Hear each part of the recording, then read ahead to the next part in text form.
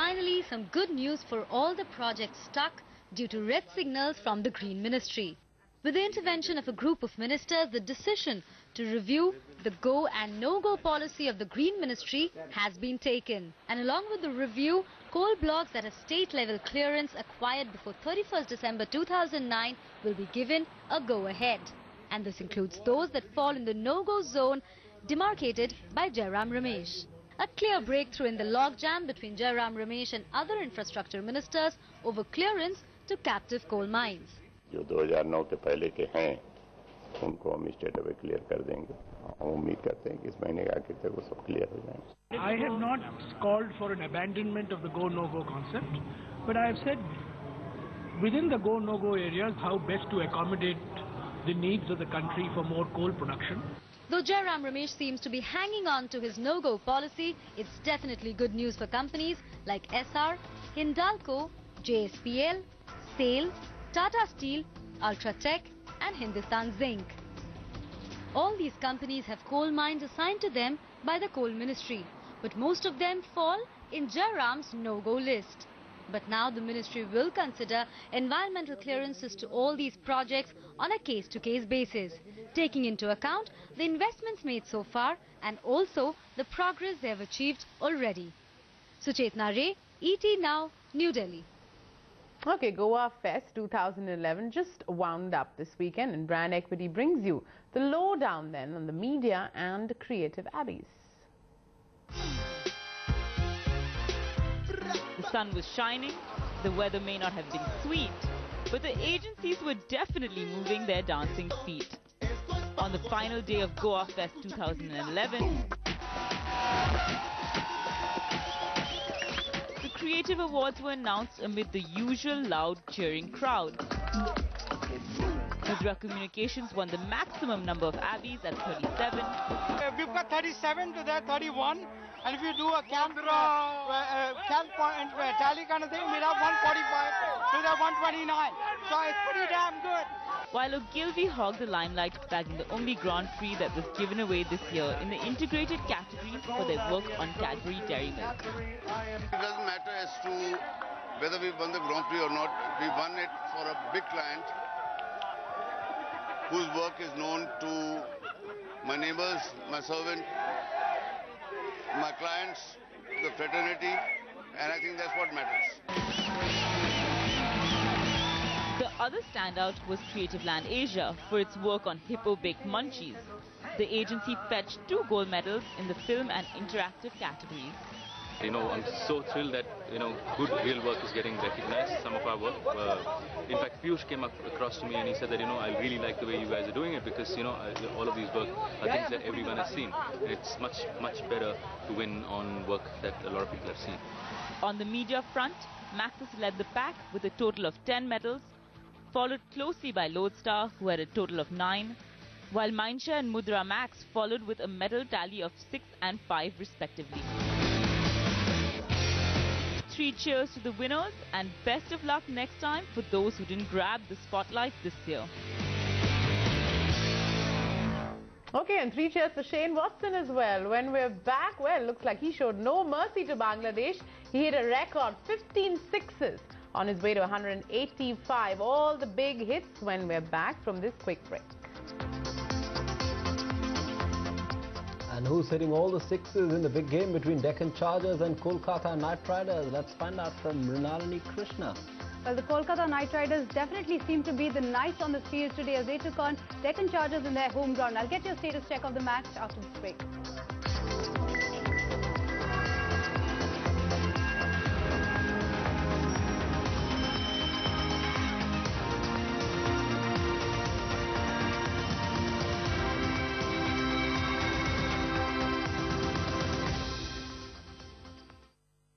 Dad ne kaha no hostel. He got me a studio apartment. Bauji? मैं तुम्हें और कुछ तो नहीं दे सका। तुम्हारे दादाजी का पेन रख लो। Anyone's dream can come true with education loans from State Bank of India, the banker to every Indian. You plan to buy an AC. Classic white matches everything. The wife wants grey. Textured perhaps. Black, you say. Maybe silver, she says. You throw shades. patterns, textures at each other, till you see the red. And you rest, because you both won. The widest range of designer 5-star ACs from Godrej Eon, worth fighting for.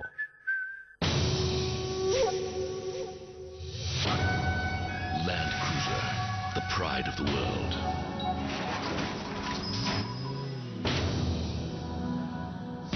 Prado, all-terrain luxury.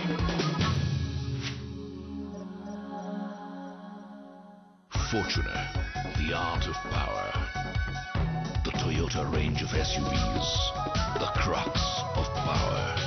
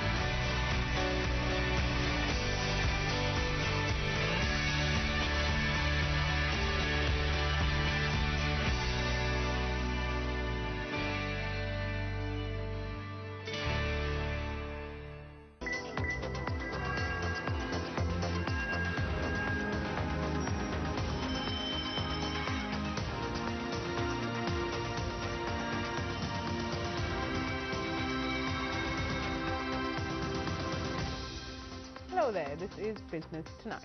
Okay, then to the Indian Premier League and all the drama. Two teams that made a sluggish start are looking for revival. Kolkata Knight Riders are taking on Deccan Chargers in their backyard, the Eden Gardens. Mrinalini Krishna is here with us. Mrinalini sporting a Deccan Chargers shirt, 164 to win. How are the Deccan Chargers doing in their chase? Well, Deccan Chargers have been on to a slow start, scoring only 2 runs of the 1.5 overs they've faced till now. But a brilliant batting performance by the Kolkata Knight Riders. Jacques Kallis chipping in with the useful 50 there. Other useful contribution from all the other batsmen, Gambhir, Bisla, Manoj Tiwari and Yusuf Pathan, scoring 164, 163. So the target is 164 at 8.2 runs and over. It's not a stiff target, but we must remember the Deccan Chargers batting order is not as strong as it used to be until last year. And Kolkata bowling is not really something that we have talked about. So pretty evenly balanced at this stage. Let's see how the Deccan Chargers can live up to the challenge. All right, someone who did live up to the challenge, though, Mrinalini, was Shane Watson. He smashed a record 15 sixes in a career best. 185 not out as Australia clinched a 3-match series against Bangladesh with a 9-wicket win in the second one-day today. The explosive opener gave a superb display of power hitting as he also cracked 15 fours in his 96-ball knock to help Australia achieve a 230-run target with 24 overs to spare for an unbeatable 2-0 lead. West Indies' Xavier Marshall was the previous record holder with 12 sixes against Canada in 2008. On and on. All the sixes because Okay, an American businessman shelled out approximately £731 million over the weekend to get a controlling stake in English Premier League giant Arsenal. This deal that values the club at $1.2 billion. Reuters correspondent Pia Gadkari with the story. Arsenal, the English Premier League football club, has agreed to be taken over by US billionaire Stan Kroenke in a deal which would value the club at $1.2 billion. Kroenke already owns close to 30% of the North London club, and he has offered Arsenal shareholders £11,750 per share, with the backing of 16.1% shareholder Danny Fisman and 15.9% shareholder Nina Bracewell-Smith. Kroenke, who owns several major sports teams in the United States, now controls 63% of the club, currently ranked second behind Manchester United in the English Premier League. We think our involvement in Arsenal has been, we did it, our investment in Arsenal and Arsenal Broadband is a very strategic thing. We like the team or we wouldn't have gotten involved. Manager Arsene Wenger welcomed the takeover and said in a statement that he expects Kroenke's involvement with the club to protect its long-term future. Under takeover panel rules, Kroenke is now compelled to make an offer for the remaining shares. that Arsenal's manager, Arsene Wenger, is now going to have one man to answer to. In the past, we've seen a segmented ownership, but now Wenger, on transfer dealings, players going in and out of the club, is going to have to make a case to one man. Russian steel magnate Alisher Usmanov is Arsenal's other major shareholder, holding a 27% stake through his red and white vehicle, and chairman Peter Hill-Wood will remain in his current position. Pia Gadkari, Reuters. Okay, he might not be playing the best football of his life, but you just can't keep soccer superstar David Beckham out of action. In his latest stint, Beckham magically kicked footballs into trash cans some 50 yards away. No wonder those legs are worth 100 million.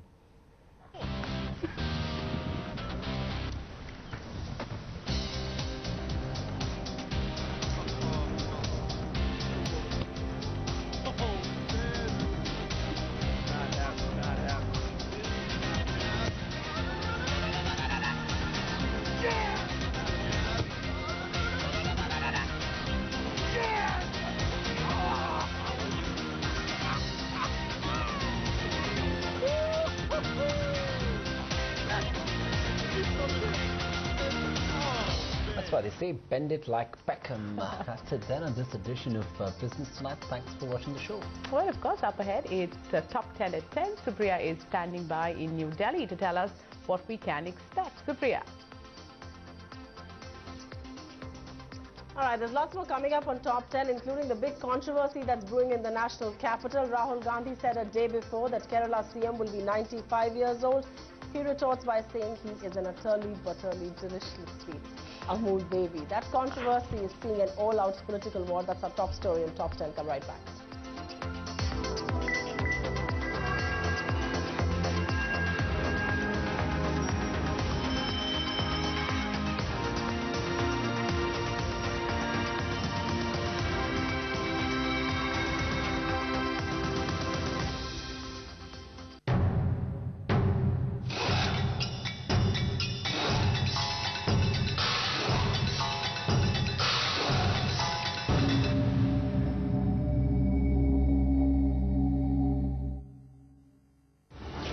To you by State Bank of India, the banker to every Indian. रोशनी है CG, उन्नति है CG,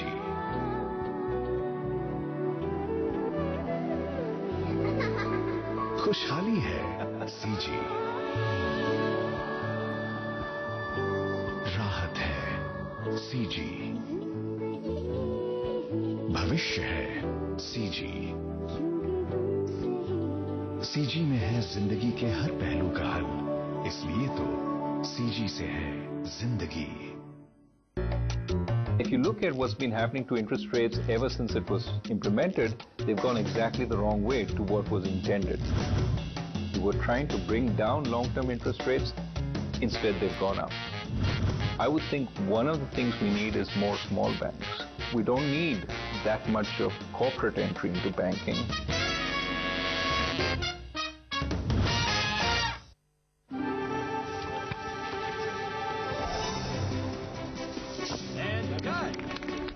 In Dubai, lives converge and opportunity abounds.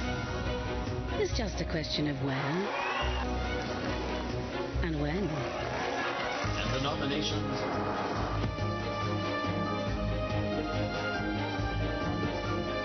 And the award goes to... In Dubai, every day is an opportunity.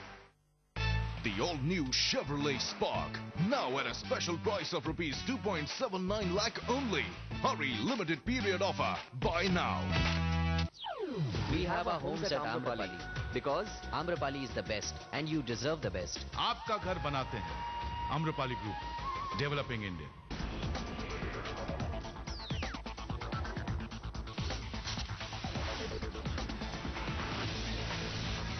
This is the Times Television Network, and you're watching ET Now.